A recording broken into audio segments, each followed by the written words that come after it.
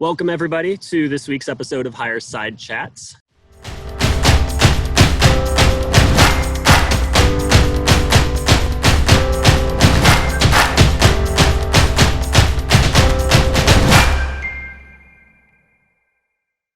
Today, we are joined with Devin, who, if you want to give a kind of brief overview of who you are and what you do, that'd be great. Hi, my name is Devin. I am a distiller for Woodford Reserve Distillery in Versailles, Kentucky. I'm sure many of you have probably heard of our brand and have maybe even been out to our site to take a tour.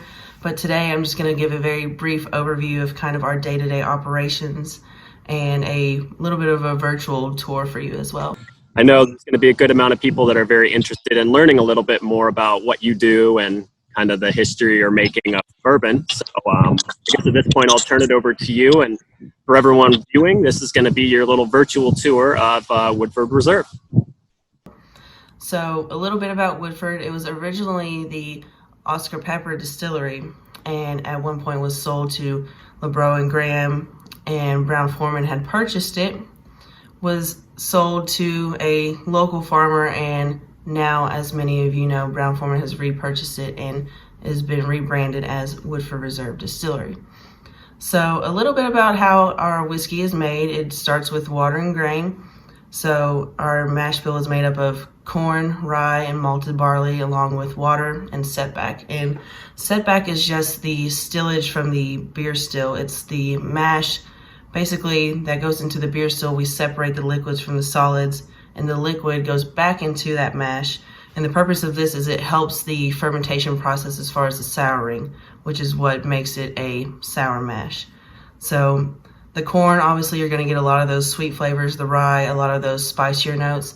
The malt will impart some sort of flavors in there, but the main purpose of the malt is the enzymes in the malt.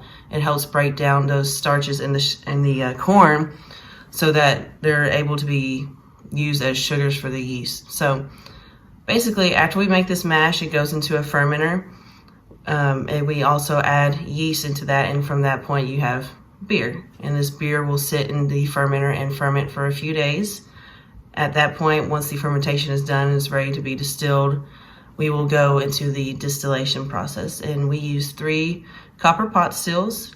So the first still it goes into is the beer still, which is the closest one to the wall and the closest one to the spirit safe. So that beer will go into there, and basically how it works is the alcohol will separate, the alcohol vapors will separate from the mash and go up into the still, into the condenser, down into the spirit safe, out as alcohol. And the alcohol that we get off the beer still we call low wine. So after that, we take that low wine and we put it in the middle still, which we call the high wine. And the alcohol we receive off that we call high wine. And at that point, we then distill a third time in our spirit still. And the alcohol we get off the spirit still is what we end up putting into our barrels. So before we put it into our barrels, we cut it down to 110 proof. And then we barrel it, and it goes down into the warehouse where it's ready to age. We age our barrels for around 6 years. And once they are done aging, we dump them. We use a batch process, and we are ready to run them on the bottling line. So when we are ready to bottle our bourbon, we cut it down to 90.4 proof.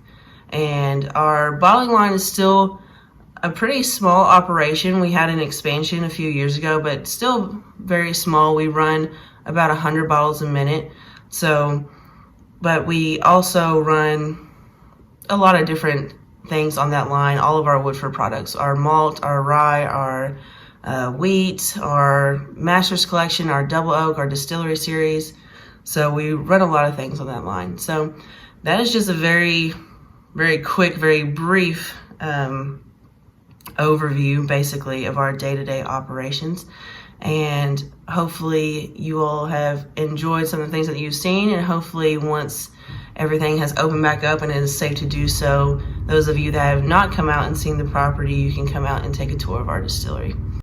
That was a really good run through of everything. Kind of gives the quick start to finish on how it's made and the process and everything. And I think we've got some good videos and photos to kind of outline everything that was going into it. So No, I think that'll be really cool. I know, especially with these times with the pandemic and everything, and a lot of our viewers are going to be close to the distillery to come and take an actual tour. It'd be cool for them to be able to learn a little bit more about it. And for those who are really interested, kind of make that part of their virtual tour of any other places that they might have been viewing in the past. So no, I appreciate it. Thanks for taking a few minutes today to kind of talk about what you do and the history and how it's all made and everything.